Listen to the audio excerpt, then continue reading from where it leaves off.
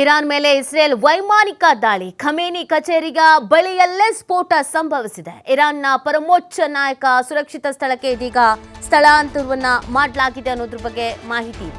Iran ಮೇಲೆ Israel ವೈಮಾನಿಕ ದಾಳಿಯನ್ನ ಮಾಡಿರುವಂಥದ್ದು. ಇರಾನ್ನ ಪರಮೋಚ್ಚ ನಾಯಕ ಸುರಕ್ಷಿತ ಸ್ಥಳಕ್ಕೆ ಸ್ಥಳಾಂತರ.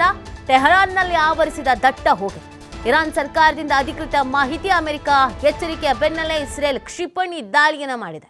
ಇರಾನ್ ಮೇಲೆ ಅಮೆರಿಕ ಇಸ್ರೇಲ್ನಿಂದ ಜಂಟಿ ದಾಳಿ. ಇಸ್ರೇಲ್ನಲ್ಲಿ ತುರ್ತು ಪರಿಸ್ಥಿತಿಯನ್ನ ಸದ್ಯ ಘೋಷಣೆ ಮಾಡಲಾಗಿದೆ. ಇಸ್ರೇಲ್ ಮತ್ತು ಇರಾನ್ ನಡುವಿನ ಉದ್ವಿಗ್ನತೆ ಇದೀಗ ಮತ್ತೊಂದು ಹಂತಕ್ಕೆ ತಲುಪಿದೆ. ಇವತ್ತು ಮುಂಜಾನೆ ಇಸ್ರೇಲ್ ಮಹತ್ವದ ಸೇನಾ ಕಾರ್ಯಾಚರಣೆಯನ್ನು ನಡೆಸಿದೆ. ಇದರಿಂದಾಗಿ ಪಶ್ಚಿಮ ಏಷ್ಯಾದಲ್ಲಿ ಯುದ್ಧದ ಭೀತಿ ದಟ್ಟವಾಗಿದ್ದು ಇಸ್ರೇಲ್ ರಕ್ಷಣಾ ಪಡೆಗಳು ಇರಾನ್ ವಿರುದ್ಧ ಮುನ್ನೆಚ್ಚರಿಕಾ ದಾಳಿಯನ್ನು ನಡೆಸಿದೆ ಅಂತ ಇಸ್ರೇಲ್ ರಕ್ಷಣಾ ಸಚಿವ ಇಸ್ರೇಲ್ ಕಾಟ್ಜ್ ಅಧಿಕೃತವಾಗಿ ಘೋಷಣೆಯನ್ನು ಮಾಡಿದ್ದಾರೆ. ಇರಾನ್ ತನ್ನ ಮೇಲೆ ದಾಳಿ ನಡೆಸೋದಕ್ಕೆ ಸಂಚು ರೂಪಿಸಿದೆ ಎಂಬ ಗುಪ್ತಚರ ಮಾಹಿತಿಯನ್ನು ಆಧರಿಸಿ ಇಸ್ರೇಲ್ ಈ ಕ್ಷಿಪಣಿ ದಾಳಿಯನ್ನು ನಡೆಸಿದೆ. ಇರಾನ್ನ ಪ್ರಮುಖ ಮಿಲಿಟರಿ ನೆಲೆಗಳನ್ನು ಗುರಿಯಾಗಿಸಿಕೊಂಡು ಈ ಕಾರ್ಯಾಚರಣೆ ನಡೆದಿದೆ ಅಂತ ಹೇಳಲಾಗ್ತಿದೆ. ಸದ್ಯ ಇಸ್ರೇಲ್ ಸರ್ಕಾರವು ದೇಶದಾದ್ಯಂತ ಸ್ಟೇಟ್ ಆಫ್ ಎಮರ್ಜೆನ್ಸಿ ತುರ್ತು ಪರಿಸ್ಥಿತಿಯನ್ನು ಘೋಷಿಸಿದೆ.